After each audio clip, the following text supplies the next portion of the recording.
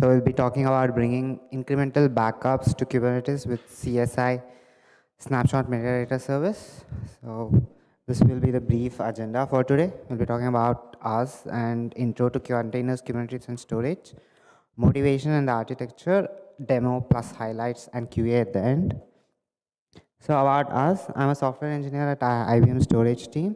I've been an active open source developer since 4 years, and currently I'm a maintainer at CSI, CSI add-ons, and the new project related to this talk. I've given previous talks at FOSDEM, Civilcon, and CEFDAys, and these are my LinkedIn and GitHub profiles. Yeah, I'm too engineer at IBM. I'm active in Kubernetes ecosystem, storage ecosystem specifically. I made quite contributions to Rogue, CSI, and CSI add-ons project.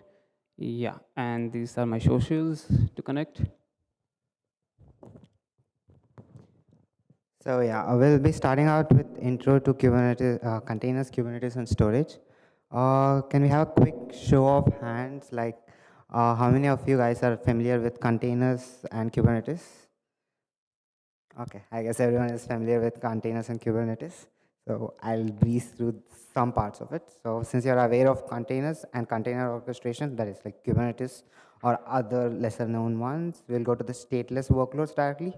So this was originally designed to have stateless workloads, that is microservices or other applications that don't need to store their own state or have memory persistent across restarts. Eventually we found out that this works very well, and we added our stateful workloads like DBs, storage devices like saving media to the same Kubernetes model. And for that, we added a structure of persistent volume claims. And we are in the world of container storage interface, where any storage vendor can interface with any of the container orchestration tool using the same specification. So before that, the storage vendors used to have their code in tree in Kubernetes, but that was quite a while ago. Now they have it out of tree using something known as CSI drivers. They write this plugin model, which works across container orchestration tools. And after having a single volume, we need to take snapshots and clones and backups. So that was the progression. And now we recently have volume group snapshot as well. You can have like a bunch of applications dependent on each other. Like let's say you have a database where you sync data, and also you have to like save your image blob or JSON blob at the same time to your persistent storage. In these kinds of groups of applications, you'll need to take a volume group snapshot at a particular time and be able to restore or go back to it using a snapshot as well. So that's where volume group snapshot comes in. And next is incremental backups. I'll be talking more about like traditional backups, how it's done, and incremental backup, what's the advantages. But yeah, this will be the main topic. And going on, like the storage landscape in Kubernetes will continue to develop. We're already starting work on replication as well. That's one of the hot topics. And yeah, so we will be talking about incremental backups now, the motivation part.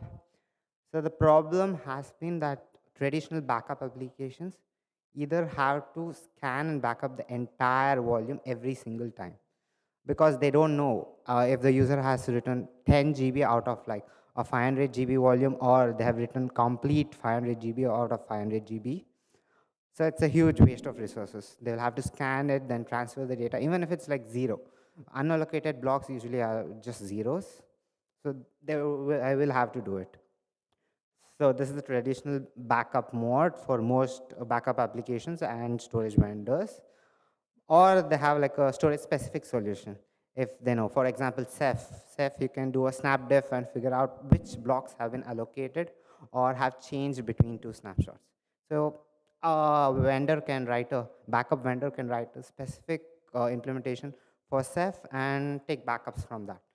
But yeah, this introduces a very interlinked backup and storage vendor ecosystem, where if you're going to, if you already have a storage solution, you'll have to find backup vendors which have optimized for it already. And like if you want to switch storage vendors, you may have to switch the backup vendors too. So the solution is change block tracking. This technique allows for tracking the exact blocks of data that has changed over time. So like in a fresh with a single snapshot, you can find out which blocks have been allocated within a single snapshot. So this way the backup vendor or user can just query like what is the blocks that have been allocated in a single snapshot. Or if they have two snapshots, they can find out what blocks have changed between them. So many storage vendors already support change block tracking, but yeah, backup vendors either have to write currently have to write very specific storage specific implementation, and their implementations can vary too. So the goal of CSI change block tracking, this is a Kubernetes enhancement proposal, is to make this capability accessible to Kubernetes application through a single interface that the storage vendor can just implement and the backup vendors can just use. This is called the CSI Snapshot Metadata Service. So this is the brief about it. So we have a new capability for the CSI drivers to adopt. Two new RPCs get metadata allocated, which will give you the allocated blocks for a single snapshot, and metadata delta, which will give you the change blocks between two snapshots. We have a new custom resource definition. We will be talking about this soon. And we have a new sidecar. And this is currently alpha and Kubernetes 1.34. Coming to the architecture, my friend Praveen will be taking over from here. Thank you. Let's dive into the architecture and we'll see how the request flows from backup vendor all the way to the CSI driver. So we have the new external snapshot metadata sidecar here deployed alongside the CSI driver deployment pod. Also, we have other few familiar sidecars here. We have provisioner and attacher. So yeah, so uh, so this external snapshot metadata sidecar implements the snapshot metadata gRPC service API. So before it could start serving, it needs few things to be set up. The first being it needs server certificate and private keys, which is typically kind of generated either by an admin who deploys the storage system, or the storage system itself can do that.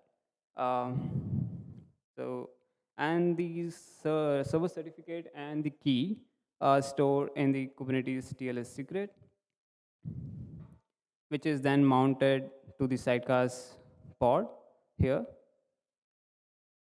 So the sidecar can then consume the server certificate and the keys to then kind of run the TLS secured gRPC service, and then start serving the request from the backup applications.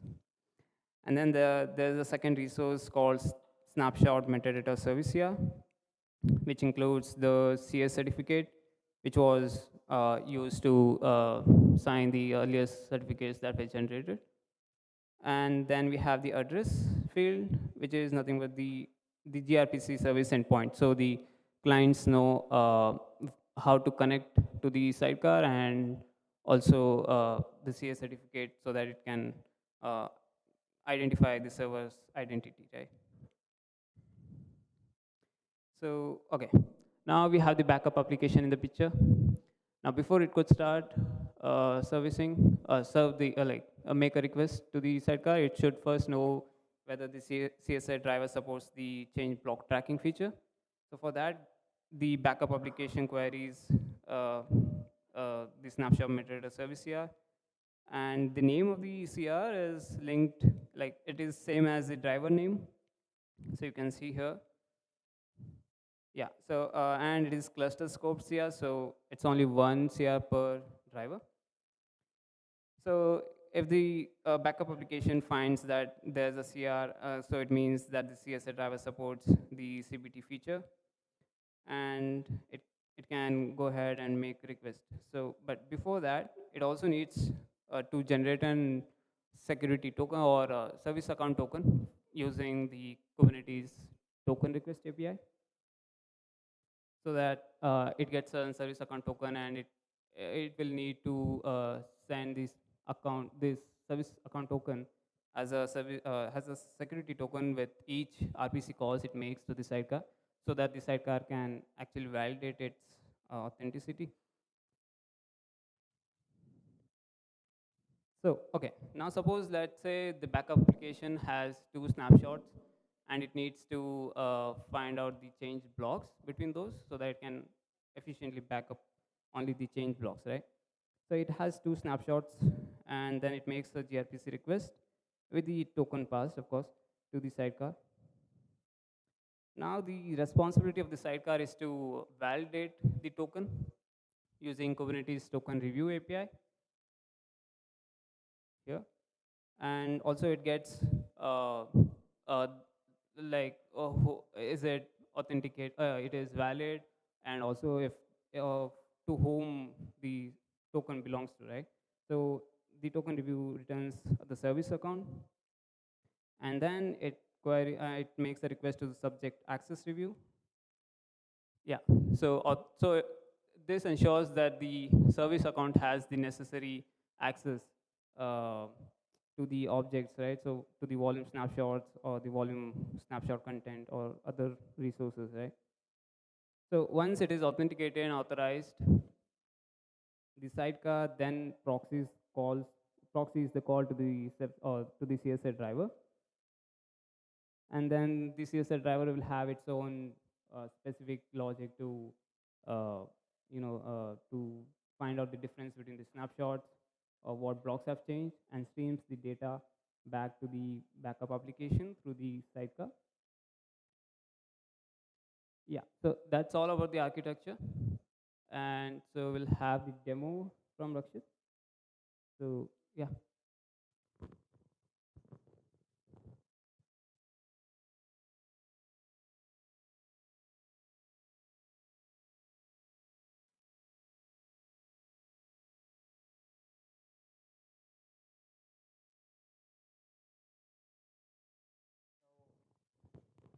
Yeah. So we can see there are a few namespaces here. Mainly, we have Rookceph, which has the storage nodes and the Ceph cluster deployed. We have the Ceph CSI operator system, which is the operator which deploys the CSI driver.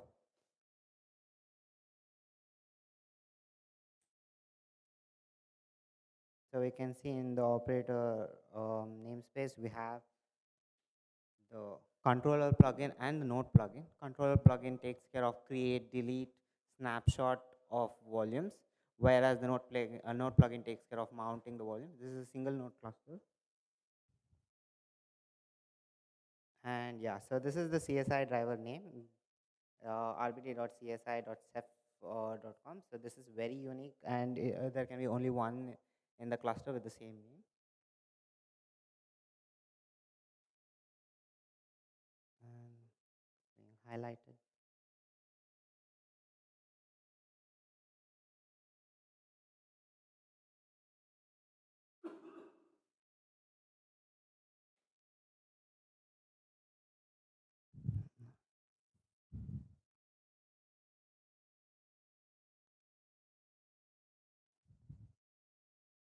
And we can see the service that is deployed in the cluster. So this service points to the controller plugin, a pod. So we'll be making use of this to uh, get our deltas and the allocated blocks. I'll go forward a little bit. And we have the snapshot metadata service CR, which shares the same name with the CSI driver object.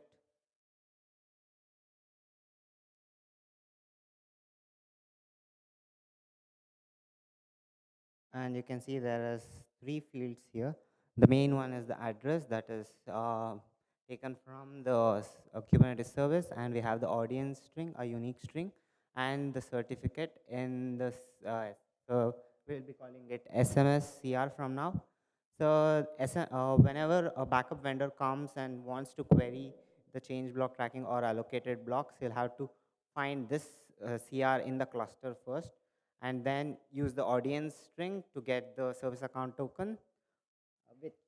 He needs to have a service account with access to volume snapshot and volume snapshot content in the namespace he wants to work with, and then use the CA certificate to establish a TLS collection to this address. And we're going to create a PVC to restart the demo, and we've created it. So we'll be creating a pod and write some data to it.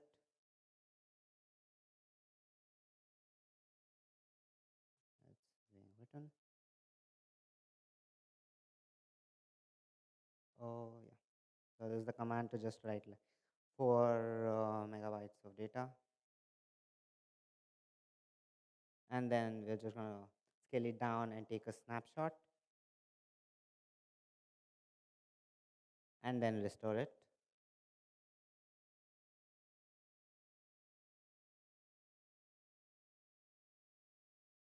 Okay, so this is the backup client YAML. So we've also written a tool in the external snapshot metadata repo. So it has an interface where you can extend your get metadata allocated or delta functions. So it kind of does the fetching the service account token, adding it, creating the request, and pointing it to the CSI driver endpoint.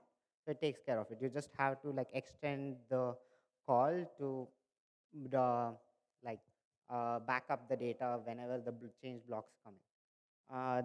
We've also written like a verifier tool that's kind of uses the change block data to copy the block from the restored snapshot into a new device or a old device, and then verifies the data end to end, like compares the entire volume. So we'll be running the verifier tool here. So this is the service account of the backup app. It needs the volume snapshot content, and it needs to be able to get the snapshot metadata service as well as get the service account token to be passed in the request.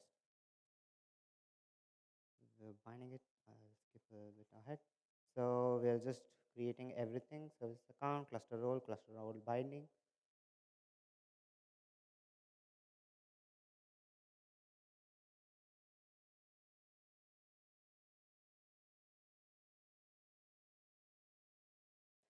Here we're building the verifier tool. Let's go a bit forward. You can find all this in the external snapshot metadata sidecar repo. So we'll be execing it into the backup client to mm, run the tool. Yeah. So here you can see there are a few variables that like max results, like you can pass 10 change block at a time, and the kube config, we're using the pod's own kube config. This is the namespace and the starting offset. So as a backup vendor, you may also be in the process of backing up a PVC when you crash. So like you can give the offset to further off and not from the starting, so that you can start from the place you've completed backing up as well. So here we're getting the allocated blocks with a single snapshot. So we just printed it out by the tool. So it has uh, the actual total volume size, and there's a metadata type. So there is two types here: variable length and fixed length. So depending on the storage system, the block data return may have like fixed sizes or variable sizes.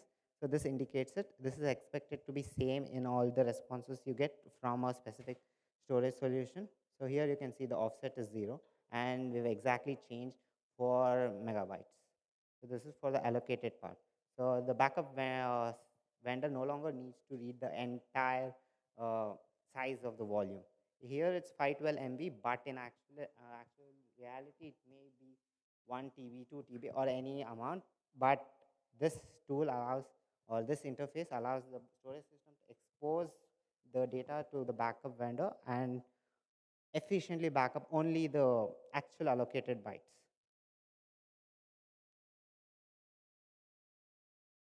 So we'll be deleting the, okay. This is the This is the logs of the new sidecar. You can see the version. This is connecting to the CSI driver using the domain Unix uh, CSI socket.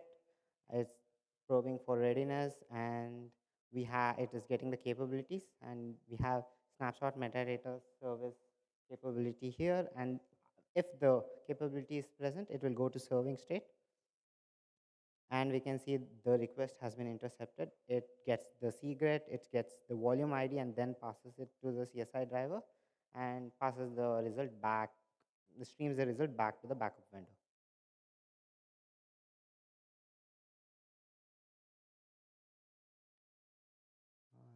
I'll go a little bit forward.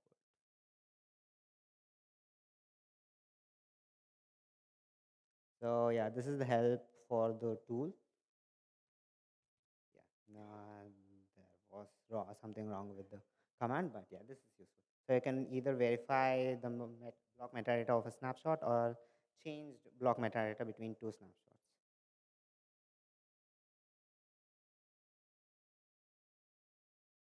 So, okay, this is running the verifier tool. That was just to display it. This actually copies it and compares the entire device. I've already explained this, so I'll go ahead. So we're writing some more data into the same parent PVC here. So we've written a lot more data here for 4 MB blocks of count 6. Now we're running the verifier tool. Mhm.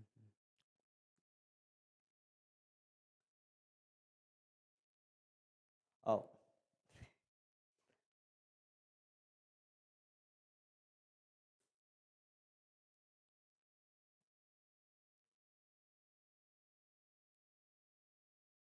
okay. So that was a negative test case. So to make sure the compare was false, but we'll skip that for now. You guys can refer to the whole video later.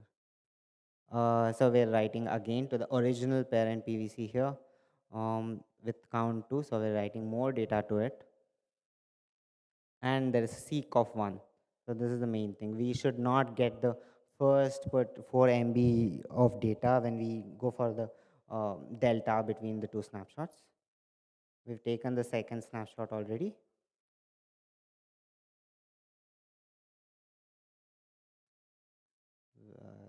Gonna restore it and then mount it with the verify on the client.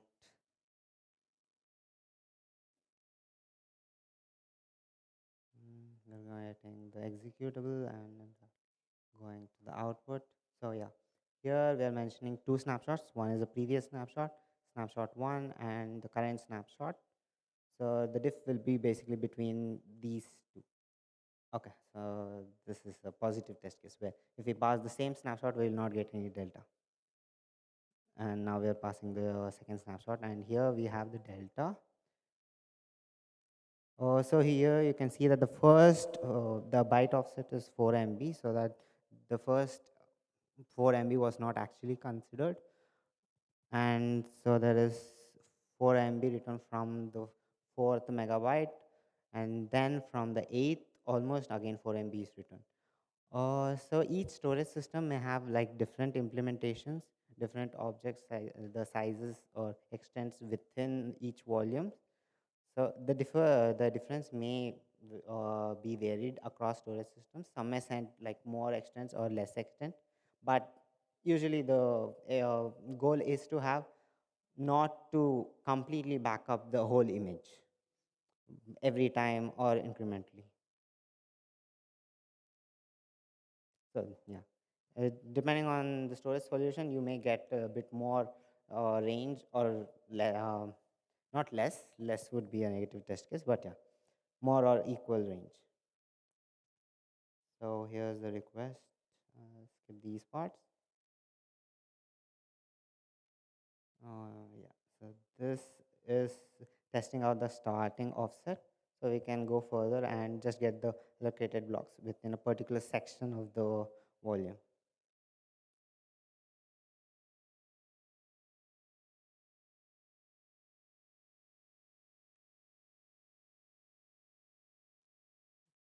Okay, and again, this is a negative test case. Okay, this is the end of the demo. And so coming back, okay. Yeah, so what was this session about again? So this was actually to conserve energy to save the future. Like every time a backup vendor comes and scans the whole terabytes of volumes, he is actually using a lot of CPU resource and network bandwidth to back it up again. But yeah, if all the storage systems actually provide this info directly to the user, he'll be able to, the backup application will be able to uh, take backups more efficiently. As well as with this single interface, there'll be no complex compatibility matrix between like storage and backup vendors. So you can choose any storage vendor or any backup vendor, and you'll know what you'll be getting. You'll be getting the most optimized one. But yeah, backup and storage vendors will have to compete on other fronts now. So resources, these are the CAP, the newly added RPC, and the sidecar, as well as there are other overviews and talks regarding the same topics. You can find them in the slides. So yeah, we definitely need all your helps in like the adoption with this and improvements. This is currently in alpha and 1.34 Kubernetes, but we need your help to get it to beta and to general availability soon. For storage vendors and other projects, please implement CSI CBT in your CSI driver if your storage solution supports it. For backup vendors and projects, you can add CSI CBT support to your backup and recovery software solutions. And for the Kubernetes community, please spread the word, start adoption, and ask your storage or backup vendors to add CBT support to their roadmap. So yeah, this is the data protection working group that has been working on this volume group snapshot and other storage features. You can check it out in these links, and yeah, the new repository links, here, external snapshot metadata. And also like I work with Ceph mainly, so Ceph with Rook and Ceph CSI driver is your one-stop solution for all your storage needs on Kubernetes. You can check that out as well. So Ceph will be soon having this feature enabled in the next release in 1.5 months or so. So please install and check it out and use it. So for backup side, VM is by Caston is going to implement it as well. So coming to Q&A, do you guys have any question?